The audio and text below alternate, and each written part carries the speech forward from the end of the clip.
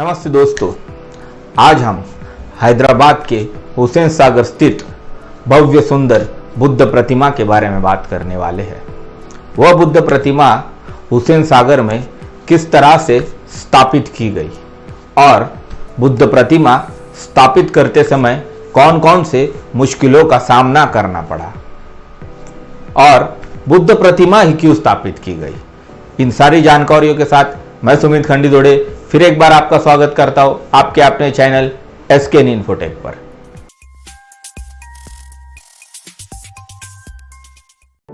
1983 से लेकर 1989 तक स्वर्गीय श्री एन.टी. रामाराव जी आंध्र प्रदेश के पूर्व मुख्यमंत्री थे। जब वो एक बार 1984 में न्यूयॉर्क के दौरे में थे, उन्होंने स्टैच्यू ऑफ लिबर्टी को देखा और उनके मन में एक ख्याल आया, क्या होगा यदि हैदराबाद में भी इसी तरह भव्य सुंदर बुद्ध प्रतिमा को बनाया जाए तो।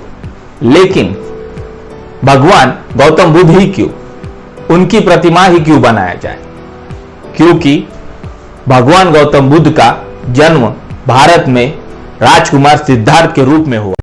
वो मानवता और शांति के एक प्रतीक माने जाते हैं। अहिंसा उनके दर्शन का एक प्रमुख अंग है। उनके विचार मानवता के हितैषी है, इसीलिए उनकी भव्य प्रतिमा बनाने का फैसला लिया गया और भारत आने के बाद उस दिशा में कार्य शुरू किया गया। इस कार्य के लिए उन्होंने प्रसिद्ध मूर्ति कलाकार पद्मश्री सत्यनाथ मुथैया गणपति जी का चुनाव किया।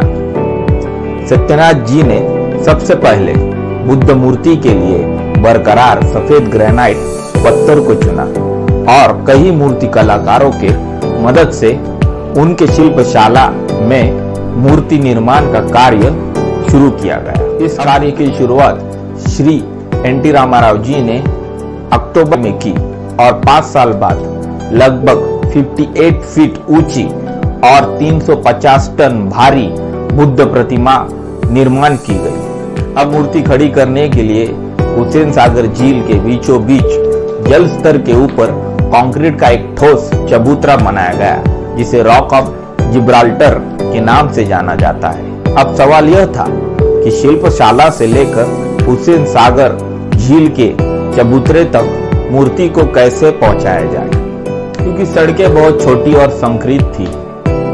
इसी कारण सड़कों को चौड़ा और लंबा किया गया। एक बड़ी ट्रॉली के मदद से सागर झील के किनारे लाया गया और आगे हुसैन सागर के बीच चबूतरे तक ले जाने के लिए एक बड़े लकड़ी के बेड़े की व्यवस्था की गई। अब 10 मार्च 1990 के दिन भव्य प्रतिमा को उस बड़े लकड़ी के बेड़े के ऊपर रखकर हुसैन सागर के चबूतरे तक ले जाने की शुरुआत की गई। लगभग 100 मीटर अंदर ले जाने के बाद ही लकड़ी का बेड़ा पलट गया और हुसैन सागर झील में डूब गई। 2 साल तक मूर्ति पानी में ही थी। बुद्ध मूर्ति को पानी से बाहर निकालकर चबूतरे तक पहुंचाने की कोशिश शुरू थी, पर यह सारी कोशिशें विफल हो रही थी। आखिरकार विदेश के कुछ विशेष एक्सपर्ट को बुलाया गया और कुछ दिन अध्ययन के बाद इस पर मार्ग निकाला गया। अब वह शुभ दिन था जिस दिन पानी से बाहर बुद्ध की भव्य प्रतिमा को निकाला गया और हुसैन सागर के बीचों बीच बनाए गए चबूतरे पर बुद्ध मूर्ति को स्थापित किया गया और इस भव्य बुद्ध प्रतिमा को धम्मगुरु दलाई लामा जी के हस्ते अनावरण किया गया और विधिवत पूजा की गई। दोस्तों, मैं चाहूंगा कि आप भी हैदराबाद जाएं और हुसैन सागर स्थित वो भव्य सुंदर बुद्ध प्रतिमा को देखें और देखते हुए आज जो मैंने आपको उसके बारे में हिस्ट्री बताई है उसे याद करें। उम्मीद है आपको ये वीडियो अच्छा लगा होगा। ऐसे ही नए नए सब्जेक्ट को लेके, नई नई कहानियों को लेके मैं आपके सामने आऊँगा और नए नई चीज़ों को रूबरू करूँगा। तो इसी के साथ इस वीडियो की समाप्ति करता हूँ।